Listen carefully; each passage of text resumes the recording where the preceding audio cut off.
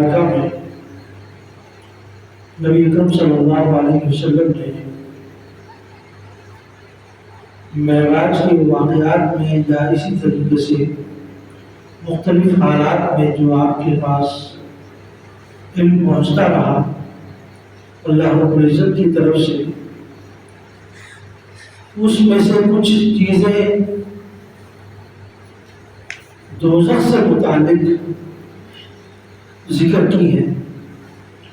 جن کو اگر آدمی پڑھتا ہے تو اس کے بدن کے بال تک کھڑے ہو جاتے ہیں۔ اتنی شدت کا ایک لذت طاری ہوتا ہے کہ ایک سخت سے سخت طبیعت والا شخص بھی موم ہونے کے قریب ہو جاتا ہے۔ پھر ہر ایک کی نوعیت الگ الگ ہوتی ہے۔ حدیث میں آتا ہے کہ ایک شخص جس کو عذاب دیا جا رہا ہوگا، اس کا پیٹ اتنا بڑا ہو جائے گا کہ جیسے احد کا پہاڑ۔ اب آپ اس شخص کا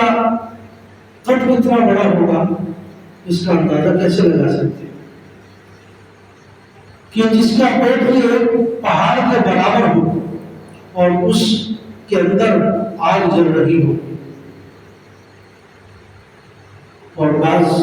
حدیث میں آیا ہے کہ ایک گنجا سانپ، عموماً یہ مشہور ہے کہ جو گنجا سانپ ہوتا ہے وہ ڈستا ہے تو اس سے آدمی فوری طور پر مر جاتا ہے، بچتا نہیں ہے، کیونکہ اس کا ڈر یا اس کا زہر بہت تیز ہوتا ہے۔ تو اس طرح کا ایک گنجا سانپ اس شخص کے پیچھے لگایا جائے گا اور وہ اسے کاٹ رہا ہوگا اور بول رہا ہوگا کہ میں تمہارا کیا مال ہوں، تم دنیا میں مجھ سے محبت کرتے تھے، ابھی مجھے کیوں بھول رہے ہیں۔ وہ اس کے بعد رہا ہوگا اور یہ شخص آگے آگے بھاگتا جا رہا ہوگا اور وہ پیچھے سے اس کو زہر سے ڈنگ مارتا جا رہا ہوگا۔ اسی طریقے سے معراج کے موقع پر کچھ عذاب آپ صلی اللہ علیہ وسلم کو دکھائے گئے کہ ایک شخص ہے کہ وہ اپنے سر کے اوپر اتنا بھاری پتھر پھینکتا ہے کہ وہ بالکل ریزہ ریزہ ہو اور تھوڑی دیر کے بعد وہ جھک جاتا ہے، پھر وہ یہ عمل کرتا ہے۔ تو آپ نے السلام کو پوچھا اسے کیا ہے؟ فرمایا کہ یہ دنیا میں خودکشی کر لی تھی، اس نے خود اپنے آپ کو ہلاک کر دیا تھا، تو اللہ رب العزت نے اس کو اسی عذاب میں مبتلا کر دیا کہ اب یہ مستقل طور پر اپنے آپ کو خود مارتا جاتا۔ آپ کی چپل پہنائی جائے گی، ایک جگہ آتا ہے، آپ کی چپل کیسے ہوگی؟ جیسے آدمی پانی میں کھڑا ہوتا ہے، بعض دفعہ اس کے گھٹنوں تک پانی آ جائے یا ٹخنوں تک پانی آ جائے،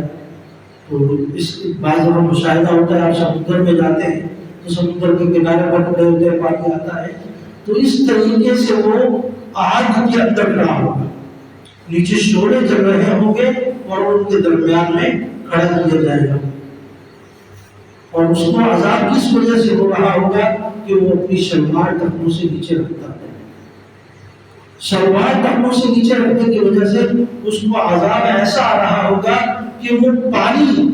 جو ہولناک ایک انگارے کی صورت اختیار کر چکا ہوگا، ایک لاوے کی صورت اختیار کر چکا ہوگا، اس کے درمیان میں کھڑا ہوگا، اور اس کی تپش کی وجہ سے اس کے سر میں اوپر سے ایسے بلبلے اٹھ رہے ہوں گے جیسے کہ پانی گرم ہو کر اٹھ رہا ہوتا ہے، اتنی شدت کی تپش ہوگی اس کی۔ اور حدیث میں کہا جاتا ہے یہ سب سے ادنا عذاب ہے، سب سے کم عذاب ہے۔ جب کم عذاب کی کیفیت ہے تو پھر اللہ رب العزت کے جو سخت ترین عذاب ہوتے ہیں وہ کیسے؟ اچھا، پہلے ہم آگ سمجھتے تھے کہ یہ جیسے معمولی ہم آگ جلاتے ہیں، لیکن اب ہمیں کچھ مشاہدات میں آنے لگی ہے کہ پتھروں کو جلایا جائے تو اس کی آگ کیسے ہوگی، اس کا کچھ اندازہ ہم ایٹم بم سے لگا سکتے ہیں کہ ایٹم بم کی آگ جو ہے وہ کئی گنا ہماری آگ سے شدت میں تپش میں زیادہ ہوتی ہے۔ تو جب یہ انسان ایک ایسی چیز بنا سکتا ہے تو اللہ رب العزت کی ذات ان پتھروں کو جلا کر کیوں نہیں آگ بنا سکتا؟ جہنم وہ جگہ ہے جس کا ایندھن پتھر ہو گیا، وہاں لکڑیاں نہیں جلائی جاتی بلکہ پتھروں کو جلایا جائے گا۔ اللہ رب العزت ہمیں اس طرح کی جو آپ علیہ السلام سے یہ حدیث ہم تک پہنچی ہے ان کو اتار کر ہدایت حاصل کرنے والا بنائے اور یہ چھوٹی چھوٹی سنتوں پر چلنے والا بنائے۔ اس وقت ملک کی حالات اور جس طرف جا رہے ہیں اپنے آپ کو مکمل طور پر اللہ رب العزت کے حضور پیش کرنے والا، دن رات دعائیں کریں، گر گڑائیں، کچھ پتہ نہیں حالات کس طرف جا سکتے ہیں، تو اپنے لیے عافیت کی دعا مانگے، اپنے لیے خیر کی دعا مانگے، اس رمضان مبارک کو اپنے لیے آخری رمضان سمجھ کر عبادت کریں۔ تو یہ جو قیمتی لمحات ہمیں ملے ہیں اس کی قدردانی کی ضرورت ہے۔ وما علینا الا البلاغ۔